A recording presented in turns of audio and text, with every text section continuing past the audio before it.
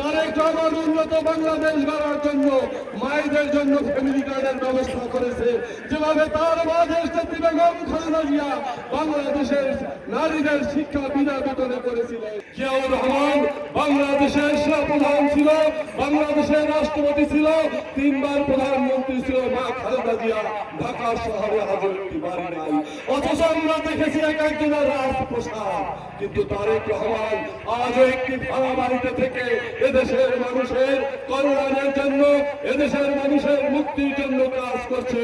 আমরা বিশ্বাস করি আগামী 12ই ফেব্রুয়ারি যে নির্বাচন আসছে, সেই নির্বাচনে আপনারা সকলে ঐক্যবদ্ধ হয়ে এদেশের 30 লক্ষ শহীদের রক্তের বিনিময়ে অর্জিত বাংলাদেশকে রক্ষা করে এদেশের মাথামুখী মানুষের মুখে হাসি ফুটানোর জন্য একটি সুন্দর কল্যাণকর এবং সুশাসনের বাংলাদেশ উপদেষ্টা করার জন্য তাদের শিশের পক্ষে থেকে আপনারা সকলে ঐক্যবদ্ধ থেকে আগামী আধুনিক রাষ্ট্র তৈরি করবে তারেক রহমান।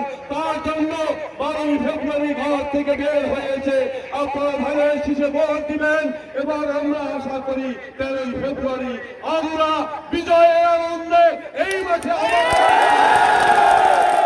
1970 সালে 98 মানুষ যেভাবে ঐক্যবদ্ধ হয়ে একটি প্রতীকে ভোট দিয়ে একটি বাংলাদেশ গড়েছিল, স্বাধীনতার 54 বছর পরে আবার সেই পাকিস্তানি পরাশক্তি আমাদের সামনে দাঁড়িয়েছে।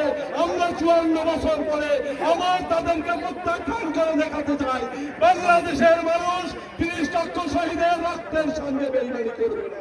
বাংলাদেশের মানুষ তোমাদের ক্ষমা করেনি, বাংলাদেশের মানুষ তোমাদের কখনো ক্ষমা করবে না। তারেক রহমান উন্নত বাংলাদেশ গড়ার জন্য মায়েদের জন্য ফ্যামিলি কার্ডের ব্যবস্থা করেছে, যেভাবে তার মা দেশনেত্রী বেগম খালেদা জিয়া বাংলাদেশের নারীদের শিক্ষা বিনা বেতনে করেছিলেন। ঠিক একইভাবে যেভাবে দেশনেত্রী বেগম খালেদা জিয়া 5,000 টাকা কৃষি ঋণ মওকুফ করেছিল, ঠিক একইভাবে 10,000 টাকা কৃষি ঋণ মওকুফ করেছে। অথচ গত 17 বছরে আমাদের কৃষকরা ছোট ছোট বাংলায় জেলে গেছে, বাংলাদেশের টাকা বিদেশে পাচার হয়ে গেছে। আমরা ঐক্যবদ্ধ হয়ে দেখিয়ে দিতে চাই আগামী দিনের বাংলাদেশ হবে শহীদ জিয়ার স্বপ্নের বাংলাদেশ, শহীদ জিয়ার মুক্তিযুদ্ধের বাংলাদেশ। আগামী দিনের বাংলাদেশ হবে